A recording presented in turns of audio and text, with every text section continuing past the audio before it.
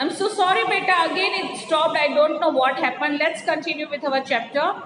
The circumference of the Earth at the equator is 40,075 kilometers.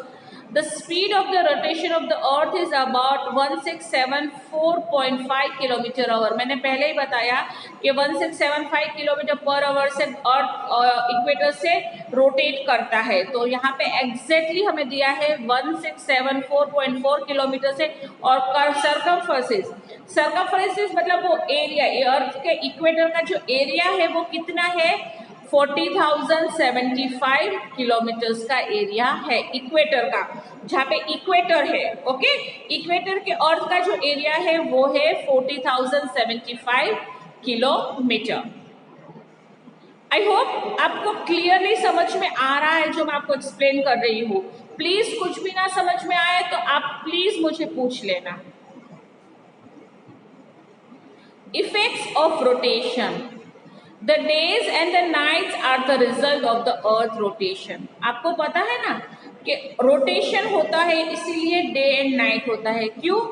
For example ये यहाँ पे ये हमारा हाथ है जो रोटेट कर रहा है. ठीक है, मेरे सामने सन है, तो जहाँ पे सन का रेस डायरेक्टली आएगा वो पार्ट होगा डे और उसके ऑपोजिट वाला पार्ट होगा नाइट.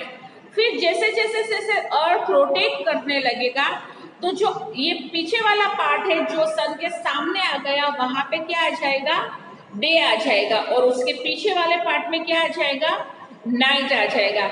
इसीलिए हमें एवरीडे डे एंड नाइट होता है. सन कहीं पर भी सेट नहीं होता, हमारा अर्थ रोटेट होता रहता है, इसीलिए डे एंड नाइट होते हैं. The rotation from west to east causes the apparent sunrise in the east and sunset in the west. Rotation कैसे होती है, वेस्ट से ईस्ट से, वेस्ट से स्टार्ट होके ईस्ट तक, वेस्ट टू ईस्ट होती है. इसीलिए सनराइज होता है वो ईस्ट से होता है और सनसेट होता है वो वेस्ट से होता है. Rotation help the earth to maintain a suitable temperature for life to exist. Else one half would have become hot due to continuous daylight, while the other half would have been frozen due to continuous darkness. आपको पता है अर्थ के ऊपर जो life possible है ना, human beings की, animals की, प्लांट्स की, वो सिर्फ और सिर्फ रोटेशन की वजह से है. आप जस्ट इमेजिन करो कि हमारा अर्थ है, अगर वो रोटेट नहीं कर रहा होगा, एक जगह पर स्टेबल खड़ा है, तो क्या होगा, जहां पे सनराइज आता है, जो पार्ट में सनराइज सन के रेज आते हैं वो पार्ट कंटिन्यूसली लाइट में होगा, राइट. अगर रोटेशन नहीं हो रहा है तो जो अर्थ का पार्ट सन के सामने होगा उनको कंटिन्यूसली सनरेज मिलेगा, तो वो हमेशा हॉट होगा. वहां पे कभी भी नाइट तो होगी ही नहीं, वहां पे हमेशा डे लाइट होगी और वो हॉट होगा. और जो पार्ट अर्थ के पीछे में है, जहाँ पे सनराइज नहीं आते हैं, वो क्या होगा, वो पूरा डार्क होगा. वहां पे कभी सनलाइट आएगा ही नहीं, वहां पे कभी डे होगा ही नहीं, वहां पे हमेशा डार्क ही रहेगा और वो हमेशा ठंडा रहेगा क्योंकि उनको सन की गर्मी नहीं मिल रही है. ये रोटेशन की वजह से हमारी लाइफ पॉसिबल है. आपको समझ में आ रही है ये बात?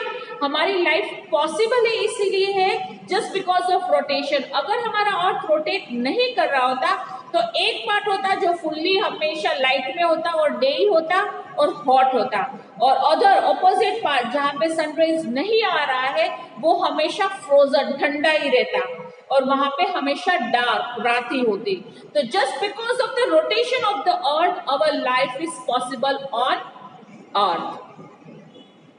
आई होप आपको इतना क्लियरली समझ में आ गया है जो मैंने आपको एक्सप्लेन किया है. आगे का चैप्टर मैं आपको नेक्स्ट पीरियड में एक्सप्लेन करूंगी. एंड प्लीज आप रिपीट, एक बार अगर ना समझ में आए तो रिपीट से वापस से चेक कर लेना. I'll catch you again in the next period. Till then, take care. Bye bye.